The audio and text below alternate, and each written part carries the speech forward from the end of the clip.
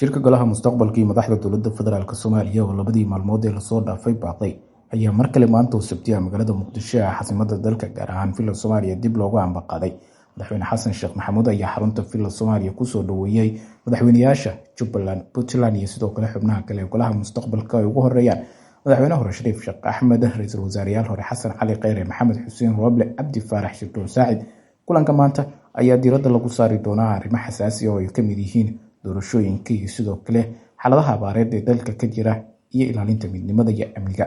Madaxweynayaasha dowlad goboleedyada Jubbaland iyo sidoo kale Puntland ayaa iyagu waxay wataan ajandayaal ay ka mid yihiin in marka hore laga wada hadlo arrimaha doorashooyinka, nooca doorasho ee dalka ka dhacaysa. Dhammaan xubnaha golaha mustaqbalka waxa ay doonayaan in marka hore doorashooyinka dowlad goboleedyada saddexda ah ee Galmudug, Hirshabelle iyo sidoo kale Koonfur Galbeed la qabto, taas oo ay sheegeen inay noqonayso doorasho dadban si madaxda muddo dhaafka ah markaasi ay u helaan sharciyada ay kusii joogaan isla markaana ay qayb uga noqdaan maamulka doorashada federaalka ee soo socota ee la doonayo kahor 15 bisha May sanadkan in la qabto.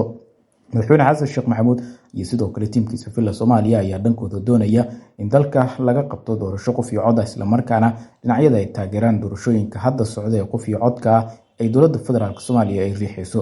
Madaxda mucaaradka ayaa iyagu marka la fiiriyo waxa ay doonayaan in qodobada ugu horeeya ee laga wada hadlayo ay noqdaan arrimaha doorashooyinka. Maalmihii lasoo dhaafay ee Jimcaha iyo sidoo kale Sabtida ayaa kulanka waxa uu ahaa mid markaasi baaqday gebi ahaanba, waxaana sababaha ugu baaqday ee ugu waaweyn la sheegay in ay ugu horeyso in dhinacyada markaasi golaha mustaqbalka ay ka tashanayeen ajandaha ay miiska la tagayaan. Qaar ka mid ah xubnaha golaha mustaqbalka ayaa iyagu dhankooda waxaa la sheegay inay doonayaan in dalka ay ka dhacdo doorasho qof iyo cod ah, laakiin inta badan waxaa markaasi si weyn uga soo horjeeda xubnaha golaha mustaqbalka ay ugu horeeyaan madaxweynayaasha Jubbaland iyo sidoo kale Puntland.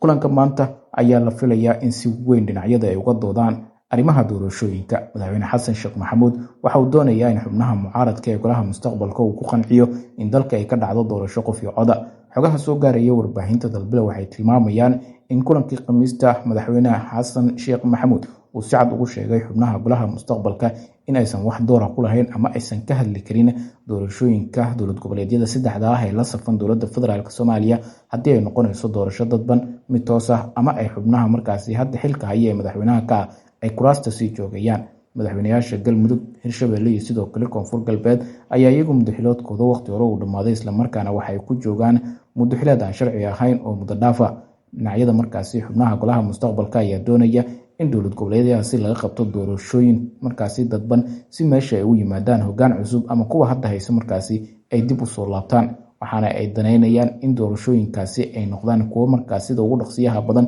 loo gudagalo ka hor doorashada madaxweynaha Soomaaliya ee 15 bisha May la qorsheynayo. Xubnaha golaha mustaqbalka oo kulamo gaargaar ah lahaa habeennimadii xalay ahayd iyo sidoo kale maalinnimadii Jimcaha ayaa waxa ay markaasi isku raaceen in ajandaha madaxweyne Xasan Sheekh Maxamuud ay la hortagayaan uu noqdo in laga wada hadlo arrimaha doorashooyinka, gaar ahaan doorasho dadban oo dalka ka dhacda laakiin wax badan ka duwan doorashooyinkii horey loo qaban jiray. Guud ahaan wixii ka soo kordho kulanka maanta socda oo ay madaxda dowladda federaalk Soomaaliya iyo golaha mustaqbalka leeyihiin, wixii ka soo baxa wararkeena dambe ayaa ku daawan doontaa kusoo biir bartan oo ka mid noqon saaxiibada ku xiran.